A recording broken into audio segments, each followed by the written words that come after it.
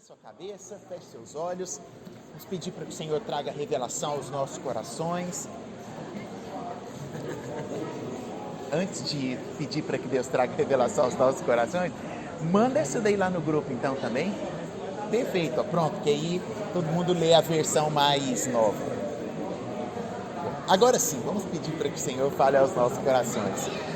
Pai querido, nós te louvamos nessa noite, agradecemos ao Senhor por estarmos reunidos aqui na tua presença. Obrigado porque o Senhor tem nos alimentado com a tua palavra.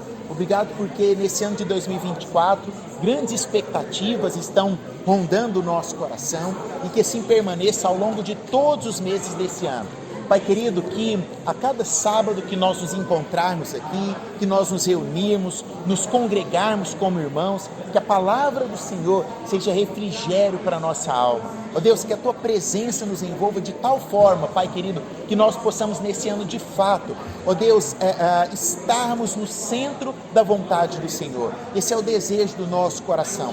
Fale conosco, ó Deus, através deste livro, através dessa série que iremos começar. Ó Deus, que a graça do Senhor traga revelação e que seja de fato uma semente frutífera dentro dos nossos corações. É assim que nós oramos, em nome de Cristo Jesus, o Nazareno. Amém. Abra sua Bíblia comigo, por gentileza, lá em 1 Pedro, capítulo 5. Eu quero ler esse texto para nós começarmos esse nosso primeiro episódio dessa série, Cartas do Diabo ao seu Aprendiz. 1 Pedro, capítulo de número 5, versículo de número 6, a partir do versículo de número 6. Primeira carta do apóstolo Pedro, capítulo de número 5, verso 6. Diz assim a palavra do Senhor: portanto, humilhem-se sob o grande poder de Deus, e no tempo certo ele os exaltará. Entregue-lhe todas as suas ansiedades, pois ele cuidará de vocês. Estejam atentos, tomem cuidado com o seu grande inimigo, o diabo, que anda como um leão, rugindo à sua volta, à procura de alguém para devorar. Permaneçam firmes contra ele e sejam fortes na fé.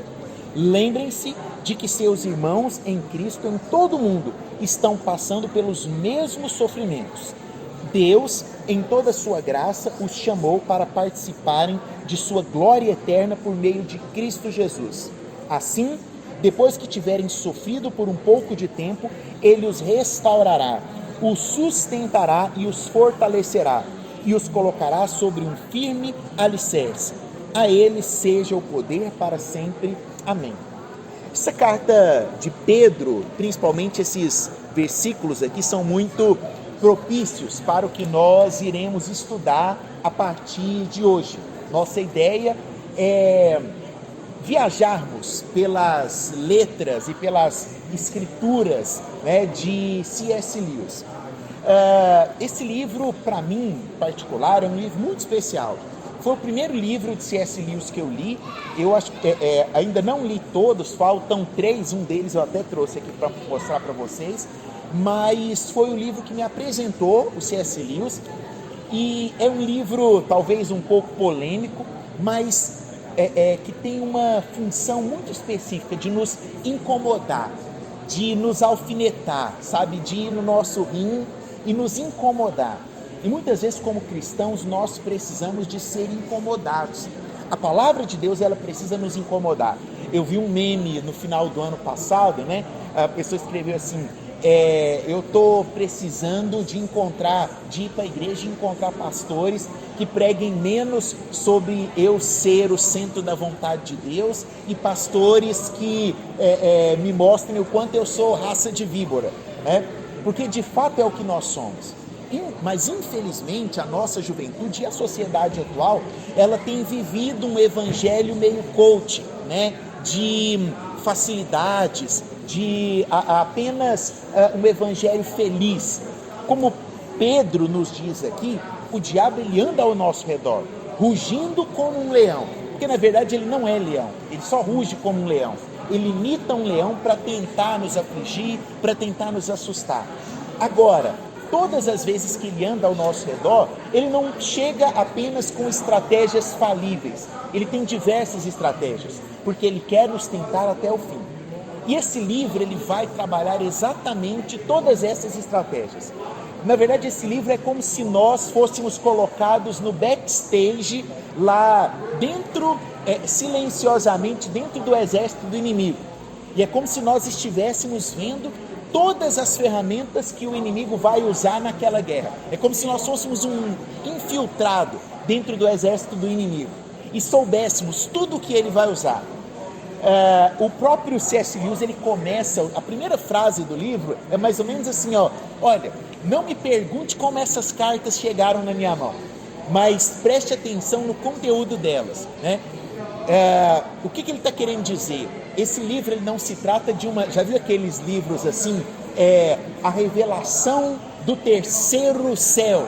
Aí a pessoa conta que morreu, né, e foi lá no céu, se for para o céu até legal, não vai ter aqueles, a revelação do inferno, né? Você fala assim, como assim, né? O que você foi fazer lá no inferno? Como é que você conseguiu parar lá?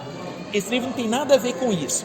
Eu vou falar um pouco sobre a teologia de ficção que C.S. Lewis acaba usando. Ele era um escritor dentro desse sentido.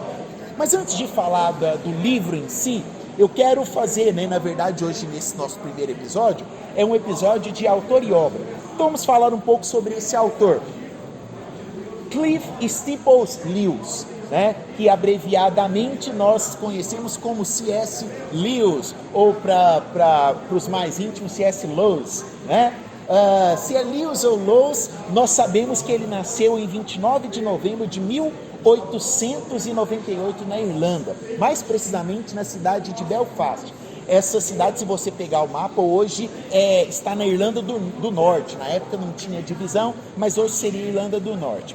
O pai dele, Albert, era um advogado e a sua mãe era uma professora de matemática. Se conheceram na igreja e casaram naquela mesma igreja a qual eles se conheceram. Ele tinha apenas um irmão mais velho, que chamava Warner, se tornou talvez o grande amigo dele durante toda a sua vida. C.S. Lewis era uma pessoa de poucos amigos, e quando ele nasce, né, em 1809, ele recebe esse nome, mas já na sua tenra infância, diziam que ele não gostava desse nome. E ali com seus 8, 9 anos, ele começa a dizer para os seus colegas e amigos que ele se chamava Jack. Então, em muitas cartas, por exemplo, de George MacDonald, ou Malcolm, em algumas das correspondências, que se você for ler, você vai ver as pessoas chamando ele de Jack, né? O próprio Tolkien chama ele, em muitos dos escritos, de Jack, meu amigo Jack, que era, na verdade, um apelido. Ele cresceu, devido à profissão do pai e da mãe, cercado de livros, e teve sempre muita facilidade, né? Conta-se que o pai dele não fazia nenhuma objeção, então qualquer livro que ele quisesse na casa, ele poderia pegar e ler. E isso acabou influenciando ele positivamente, dando a ele uma boa cultura, mas também o induziu para a solitude, né? Como eu disse, ele foi um jovem, uma criança de muito poucos amigos.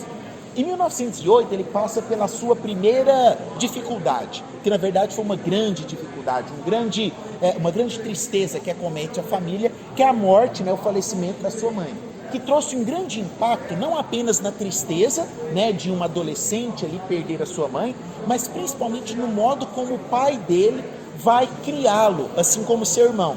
O pai, também muito triste e decepcionado com a morte da esposa, ele decide meio que terceirizar a educação dos filhos. Então ele começa a mandar para internatos, escolas distantes, para que eles recebessem boa educação, mas isso acaba não funcionando. Uma das escolas mesmo, a qual ele é mandado, que é o Mover College, né? Ele conta que no livro que é uma autobiografia, né? Se você quiser conhecer bastante de C.S. Lewis, você pode ler esse aqui, que é o Surpreendido pela Alegria. E aqui tem um capítulo, acho que é o capítulo de número 2, que ele vai dar um nome assim bem, digamos que incomum ao colégio. Ele chama o colégio dele de O Campo de Concentração, né? Quando você olha esse título aqui, você fala assim, acho que ele vai falar da Primeira Guerra Mundial, né? Mas não, ele vai falar do colégio dele, que era um local que ele não gostava. e lá eles induziam muito a criança a participar de atletismo, e ele tinha uma doença genética dominante herdada do pai dele, né, que é a braquidactilia, que é a diminuição dos polegares. Então ele não tinha muita habilidade com as mãos, né, para jogar o vôlei ou o basquete. Então ele roda junto com o irmão dele várias escolas e não dá certo. E aí o pai dele resolve então contratar um tutor chamado Kirkpatrick, que acabou sendo assim a grande influência da adolescência dele, tanto no grego quanto no latim, mas principalmente na indução dele ao ateísmo. Talvez tenha sido a principal pessoa que naquele momento tenha tirado a fagulha, né, de Deus do coração dele. No ano de 1914, ele se prepara para entrar em Oxford, estuda, né, faz as provas, é aprovado, mas antes de entrar na faculdade, a Primeira Guerra se inicia. Então tudo é pausado e ele é convocado para o fronte de batalha para lutar na França. Existe um livro dele que é chamado Todo o Meu Caminho, que na verdade ao longo da vida dele ele não vai contar muitas coisas a qual ele viveu e viu na guerra, mas esse é um dos únicos livros que ele relata algumas coisas, inclusive a tristeza de ter perdido um dos grandes amigos que ele faz ali. No ano de 1918, a guerra já estava então se terminando, né?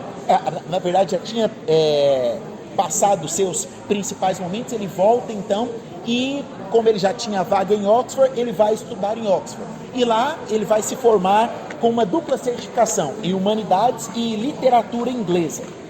Em 1929 ele tem uma segunda decepção, mas os biógrafos dele falam que não foi uma decepção tão grande quanto a mãe, porque ele não era tão próximo do seu pai. O pai dele falece, na verdade pouco antes do pai falecer, ele vai para a Irlanda, né, juntamente com o irmão dele, para tentar cuidar ali do seu pai, e o pai dele acaba falecendo. E nessa autobiografia dele aqui que eu mostrei para vocês, ele começa a dar uns indícios de que no momento, nos últimos dias do seu pai, foi quando ele começa a ser meio que induzido a dar mais uma chance para o cristianismo, né? E aí nesse momento ele passa pela morte do pai e ele encontra um livro de George MacDonald, que vai se tornar um amigo dele também e um grande influenciador, que é o livro Fantasies, que é um livro fantástico. Você pode tem ele pela Thomas Nelson, um livro muito bacana, e esse livro acaba o induzindo mais ainda para a busca do cristianismo.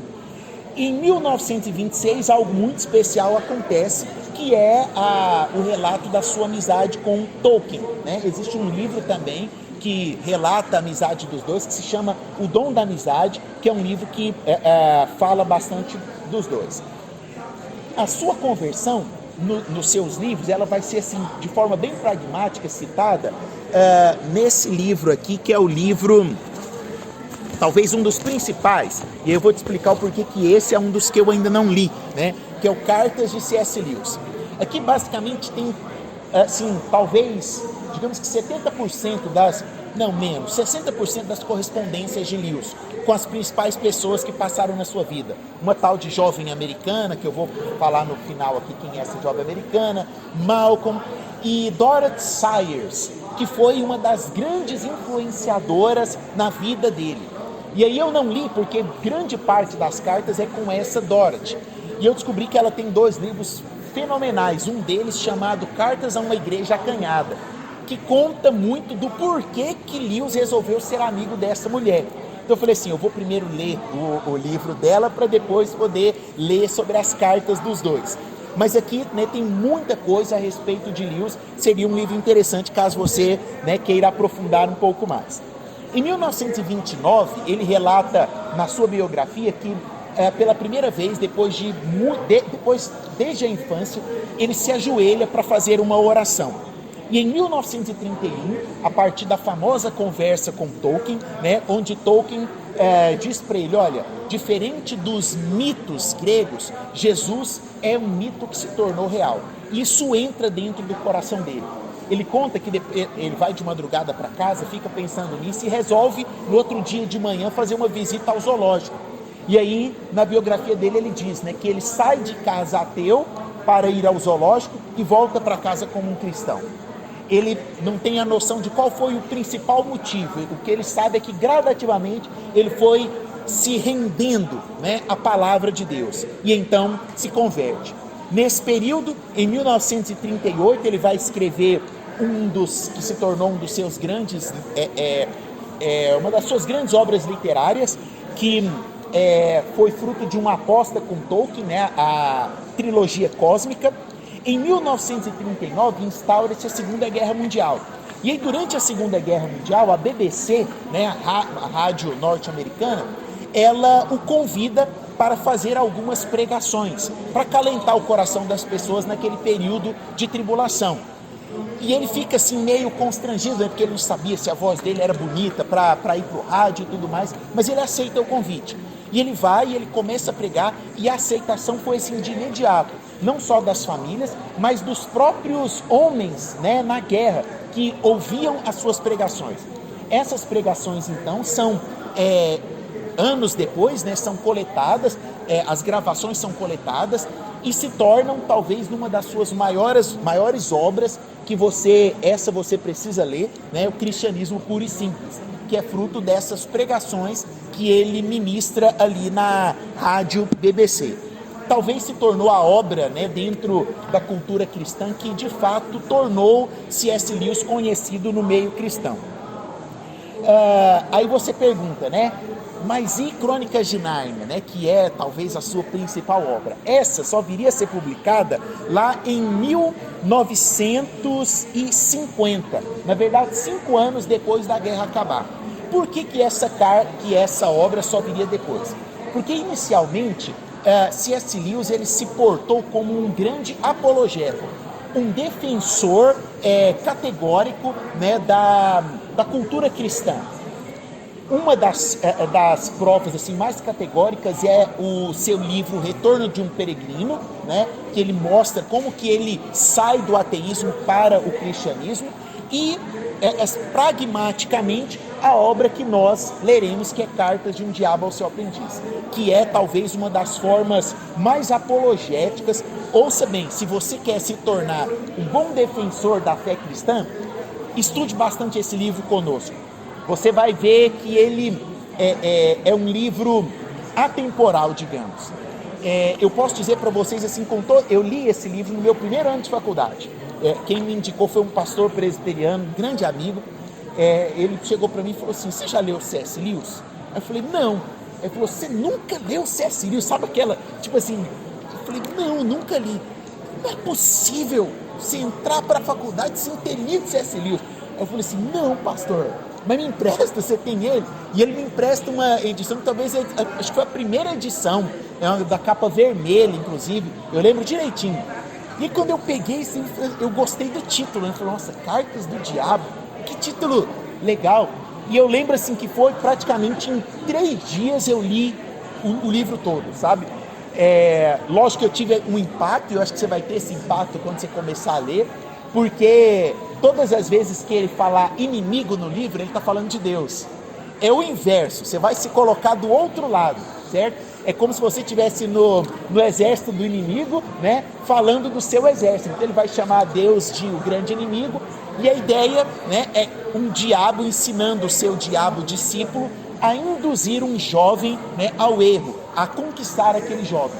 Todas as cartas são estratégias, né, que o superior vai dando para o seu comandado, no intuito de tentar acabar com a vida daquele jovem.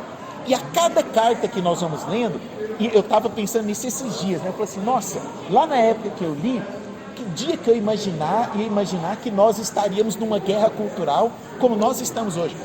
Eu li em 2004 esse livro, 2004, então 20 anos, foi a primeira leitura que eu fiz dele. Eu já li 3, vou ler a 4ª, né, junto com vocês.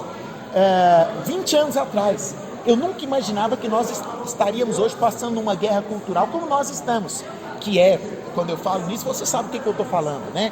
Uma cultura totalmente contra os valores da família, uma cultura, enfim, a favor de tudo aquilo que você tem visto na faculdade, na TV, na mídia, nas redes sociais.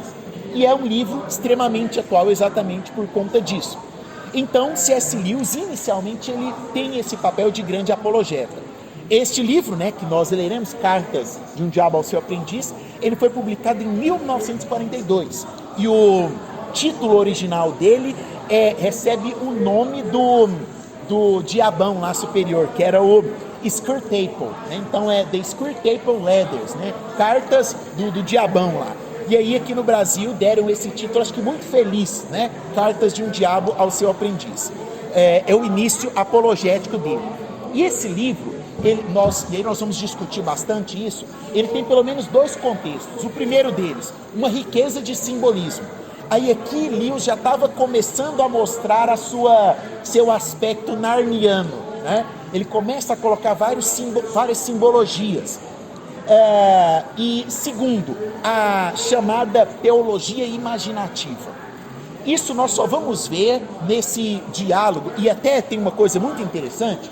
Lewis, juntamente com Tolkien, eles montam um grupo chamado os Inklings, que era um grupo de pessoas que estudavam literatura, ciências humanas e discutiam muita filosofia. Nesse grupo eles discutiam muito essa questão da teologia imaginativa, que é o quê? Que é você imaginar mesmo teologicamente determinados assuntos. E exatamente por isso Tolkien tem umas intrigas com Lewis. Primeiro, Tolkien não gostou de um aspecto do Crônicas de Nárnia. Quem já assistiu pelo menos o Leão, Feiticeiro e o Guarda-Roupa? Quem já assistiu esse filme, né? E aí lá, se eu perguntar para você onde que está Jesus no filme, você fala, é o Aslan, né? O leão bonitão lá, ressuscita, né? Depois que quebra a tábua lá e tal. Tolkien não gostava desse tipo de associação muito fiel. Para ele, o simbologismo não poderia ser muito conectado. Já Lewis não. Lewis gostava de deixar bem claro, né? Tanto que quando Lewis escreve esse livro aqui, você vai ver que ele dedica o livro para o Tolkien, né? E Tolkien vira e fala assim, não gostei do seu livro. Simplesmente isso, né? Porque eles debatiam muito essa questão dessa teologia imaginativa. Nós vamos conversar muito sobre isso, eu vou falar muito. Até que ponto nós podemos imaginar, né, a teologia e até que ponto nós podemos e devemos usar isso ao nosso favor, certo? Enfim, apesar das críticas, se torna, né, as críticas do seu grande amigo Tolkien, se torna uma grande obra. No ano de 1953 ele vai para Cambridge, ele transfere ali a sua vaga como professor, né, de Oxford para Cambridge, e é nesse período que ele já interagia por cartas com uma jovem americana chamada Joy Day, que era uma fã dele assumida, e são várias as cartas, tem até um livro dele que chama Cartas a uma Jovem Americana, e na troca dessas cartas, numa dessas cartas ela pergunta se ela poderia ir visitá-lo na Inglaterra, e ela vai, visita, e ela conta dos sofrimentos dela, do antigo casamento, do esposo, que era uma pessoa muito ruim e tal, e ela volta. Então ele decide, né, toma uma posição de oferecer para ela a carta de casamento. Então ela já divorciada, né, aceita e vai para a Inglaterra para que ela pudesse ter a cidadania inglesa. Eles se casam e para ele o casamento mesmo era só o casamento religioso. Então ele faz isso para que ela pudesse, né, construir uma nova vida. E essa amizade deles vai crescendo, até que ela aparece com uma doença terminal, um câncer. Isso mexe muito com ele e ele vai acompanhá-la no hospital por muito tempo ali, junto da doença, e ele toma uma atitude de revelar o seu amor por aquela jovem americana, né? Então ele convida um padre, né? Ele se converte, um parêntese aqui, né? Ele se converte ao anglicanismo, né? Que era um cristianismo bem tradicional da época. Tolkien sempre foi católico, né? E aí ele, ao invés de convidar um pastor anglicano, ele convida um padre para ir lá abençoá-los e fazer o casamento. E tem até um filme que se chama Terra das Sombras. É uma cena magnífica dos dois se casando ali, ela deitada, né, no leito de morte. E aí sabe o que acontece após o casamento? De forma inesperada ela se recupera. E ela se recupera e basicamente ela tem uma sobrevida de mais 4 anos. Então eles vão para a Irlanda, a terra natal dele, para terem ali uma lua de mel, né? E são talvez os melhores 4 anos da vida dele. Todavia, após 4 anos, a enfermidade dela, que era um câncer, volta e ele passa talvez por um dos momentos mais tristes da sua vida. E daí surge então a Anatomia de um Luto, que é um clássico onde ele vai descrever todas as suas sensações e os seus sentimentos diante da perda de um grande amor, como era, né, esse amor da vida dela. Bom, em 1963, ele, a partir de algumas dores, faz um exame e observa-se uma dilatação na sua próstata. Essa dilatação na próstata era um indício de câncer e naquele mesmo ano, 1963, ele vem a falecer. Seu irmão, então, seu melhor amigo, o enterra e coloca na sua lápide o texto ou a escrita que sempre ficou no quarto da mãe deles após a morte da mãe deles, que era: os homens devem suportar a sua partida deste mundo. Até hoje na lápide deles está esse texto, que era um texto que eles encontraram num quadro no quarto da sua mãe. Bom, e esse livro, Cartas de um Diabo? O que nós iremos ler é uma sátira, né? O que é o gênero sátira? É um tipo de crítica que nos apresenta a verdade. Uma crítica às vezes ácida ou às vezes cômica. A linha de C.S. Lewis vai ser bem cômica, na verdade. Tem muita coisa que você vai ler que você vai dar risada. E isso nos dá um prazer em ler. Uma das frases iniciais do livro, que é fantástica, né? Que é atribuída a Martinho Lutero. A frase diz assim: olha só, a melhor forma de expulsar o diabo, se ele não se render aos textos da Escritura, é zombar dele, ridicularizá-lo, pois ele não suporta o desdém. É interessante porque nós vamos ver ao longo do livro uma das características principais do diabo. Sabe qual que é a característica principal do diabo? A autossuficiência. Sabe aquela pessoa que se acha? Você já teve um colega assim, né? Sabe aquele que se acha, gosta de mostrar o 9,87 dele, né? Quando ele, na prova, sabe aquele que gosta de se... A gente sempre tem um desse. O diabo é desse jeito. E ele não aguenta ser ignorado. Sabe qual a melhor forma de nós ignorarmos o diabo? Estudando a palavra de Deus, focando na Bíblia. E nós veremos isso ao longo dessas cartas. A sátira, ela tem uma verdade formal que aborda tanto um contexto sociocultural, mas que transcende aquele contexto. E é por isso que nós veremos muito do que nós iremos ler. Você vai ler e vai falar assim: nossa, parece que C.S. Lewis escreveu isso ontem. Que é o que está acontecendo no nosso país, é o que está acontecendo na nossa sociedade. Por último, como eu já disse, ele é um livro ao contrário, né? Tome muito cuidado. Sempre quando você for começar a leitura ali, nós vamos ler 3 cartas por semana, né? Então você pode ler segunda, quarta e sexta, uma carta, 2, 3... A Valentina me disse que começou a ler para pegar inspiração para fazer a arte e terminou o livro, né? Poxa, Valentina, né? Vai dar spoiler pro pessoal, não. Mas é muito interessante, eu acho que você não vai se aguentar, mas faça uma coisa, antes de começar a ler, que eu acho que é importante. Eu lembro que eu percebi isso em mim, lá na época primeira que eu estava lendo o livro. Se começa a gostar do inimigo, porque você está lá no território dele, né? E é aquela coisa, você tá no time, você começa a torcer pelo time, né? Tipo assim, poxa, não deu certo a estratégia. Mas do meio do livro para frente, você começa a perceber que se trata muito de nós. E aí a sua visão muda, você fala assim: que malandro esse diabo, né? Exatamente isso. E muitas vezes você vai ligar isso com as experiências que você passou. Por isso, leia com papel e uma caneta na mão. Ore antes de ler, fala: Senhor, que eu posso usar essa literatura aqui como instrumento para lutar contra as estratégias de Satanás. Por último, 3 aplicações para nós finalizarmos. A primeira delas: sua caminhada cristã, ela não é milagrosa, assim como a caminhada cristã de C.S. Lewis. Às vezes, para quem não conhece, né, e pega um livro dele, tem, por exemplo, o livro Milagres, que é um livro denso, fantástico. Leia, é um livro assim, primoroso, uma obra primorosa.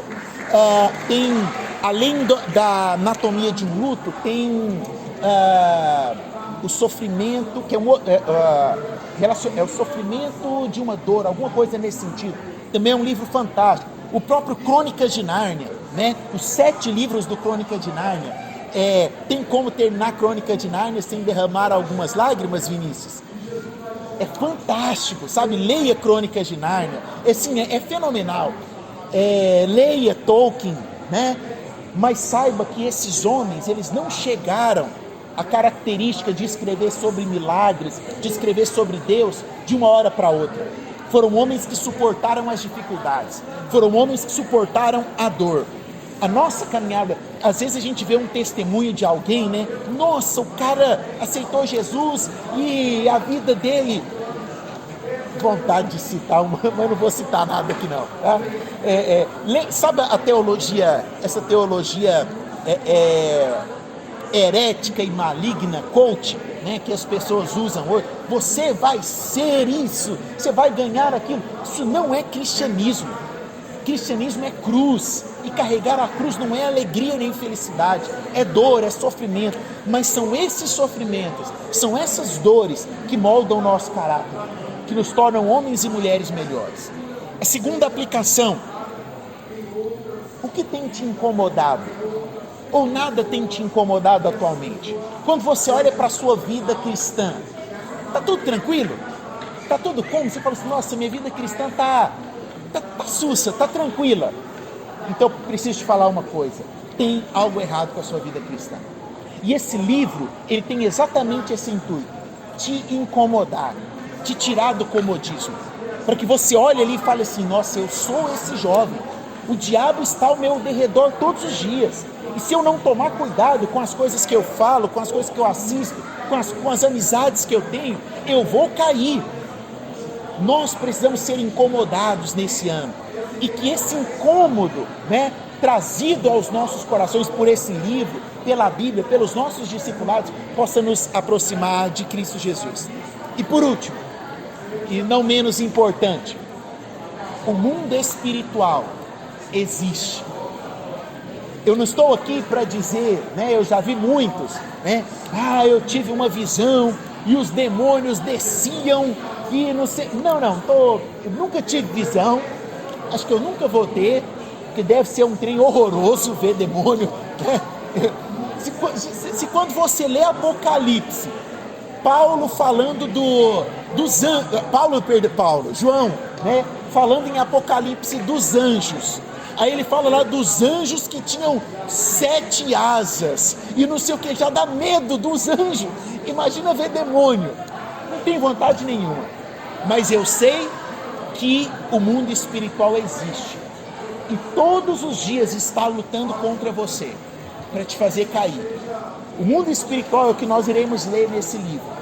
Não brinque com o mundo espiritual, não deixe o seu ano passar de qualquer forma, sem ficar atento às suas orações, à sua vida espiritual, à forma com a qual você tem caminhado diante da presença desse Deus. Eu tenho certeza que serão dias de muito proveito e de muito conhecimento. E a minha oração, o desejo do meu coração é para que nesses dias nós possamos não apenas ler mais uma obra literária, mas para que nós possamos de fato ter a nossa mente e o nosso coração transformados pela palavra e pelo poder de Deus. Amém? Deus nos abençoe e que tenhamos todos uma excelente leitura. Nós vamos então, a partir de amanhã, até o próximo sábado, ler a carta 1, 2 e 3. Tem um detalhe, mas esse detalhe eu falo semana que vem, tá bom? Então, Valentina, você vai ler de novo? Então, cartas 1, 2 e 3, e aí no sábado que vem nós faremos um panorama das 3 primeiras cartas. Amém? Ok? Vamos orar então? Você pode se colocar de pé?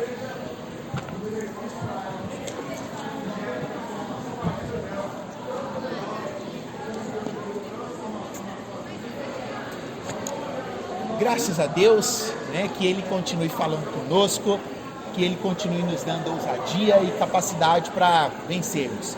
Convide alguém para estar conosco aqui sábado que vem. Paola, convide uma colega sua. Mário, convide alguém para estar aqui conosco. Tenho certeza que será uma leitura muito prazerosa.